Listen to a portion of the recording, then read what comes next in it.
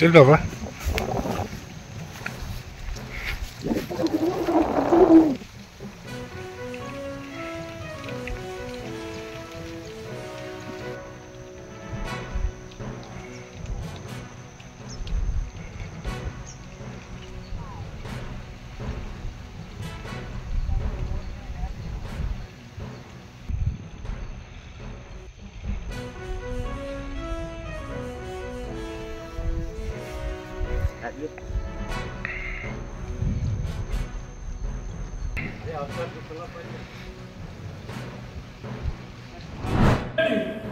PFI ಸಂಘಟನೆಗಳು SDFI ಸಂಘಟನೆ ಬಲ ಮಾಡಿಬಿಟ್ಟು ಅವ್ರನ್ನ ಬಂದ್ರಿ, ಅವರನ್ನು ನೇಣಿಗೇರಿಸಿ ಮುಂದಿಟ್ಕೊಳ್ಳಿ. ಅನಗತ್ಯವಾಗಿ ಸಂಘ ಪರಿವಾರಕ್ಕೆ ಮಾತಾಡಿ ಸಹಿಸಲ್ಲ ಅಂತ ಹೇಳಿ ನಾನು ಕಾಂಗ್ರೆಸ್ನ ಮುಖಂಡರುಗಳಿಗೆ, ಈ ಸರ್ಕಾರಕ್ಕೆ ಚರ್ಚೆಗೆ ಆಹ್ವಾನ ಮಾಡ್ತೀನಿ. ಸಂಘ ಪರಿವಾರ ಕಾರ್ಯಕರ್ತ ಸ್ವಯಂ ಸೇವಕರು ತಮ್ಮನ್ನು ತಾವು ತ್ಯಾಗ ಬಲಿದಾನ ಮುಖಾಂತರ ಕಟ್ಟಿದಂತಹ ಒಂದು ಸಂಸ್ಥೆ ಇದು, ಒಂದು ರಾಷ್ಟ್ರಭಕ್ತ ಸಂಸ್ಥೆ. ಮಾರ್ಕಾಸ್ಟ್ಗಳನ್ನ ಹಿಡ್ಕೊಂಡು ಓಡಾಡ್ತಾರಲ್ಲ, ಅದು ನಿಮಗೆ ದೇಶದ್ರೋಹ ಅಲ್ವಾ? ಅರೆ ದೊಣ್ಣೆ ಅಲ್ಲದು, ಅದು ಒಂದು ಮಂತ್ರ ದಂಡ. ತಪ್ಪು ಮಾಡಿದವ್ರನ್ನ ತಿದ್ದಿ ಅಂತಕ್ಕಂಥ ಶಕ್ತಿ ಸಂಘ ಪರಿವಾರಕ್ಕಿದೆ, RSS ಇದೆ, ಅಂಗ ಸಂಸ್ಥೆಗಳಿಗಿದೆ. ಅತಿವೃಷ್ಟಿ ಇರ್ಬೋದು, ಭೂಕಂಪ ಇರ್ಬೋದು, ಅಪಘಾತಗಳು ಇರ್ಬೋದು.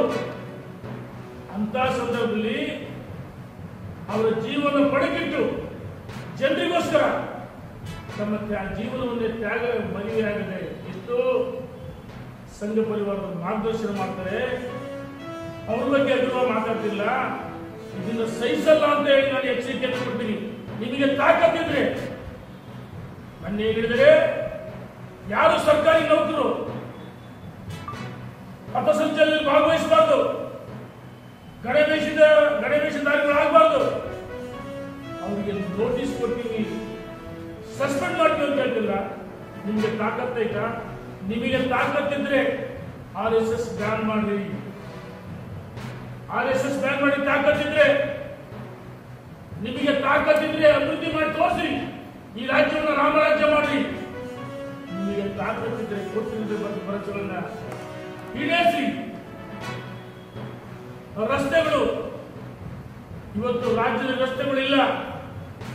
ರಾಜ್ಯ ಹೆದ್ದಾರಿ ಇರ್ಬೋದು, ಜಿಲ್ಲಾ ಹೆದ್ದಾರಿ, ತಾಲೂಕು ಹೆದ್ದಾರಿಗಳು ಇರ್ಬೋದು, ಇವೆಲ್ಲ ನರಕಗಳಾಗಿವೆ, ಯಮಲೋಕ ಆಗಿದೆ. ಜೀವಗಳನ್ನು ಬಲಿ ಪಡಿತಾ ಇದ್ದಾವೆ.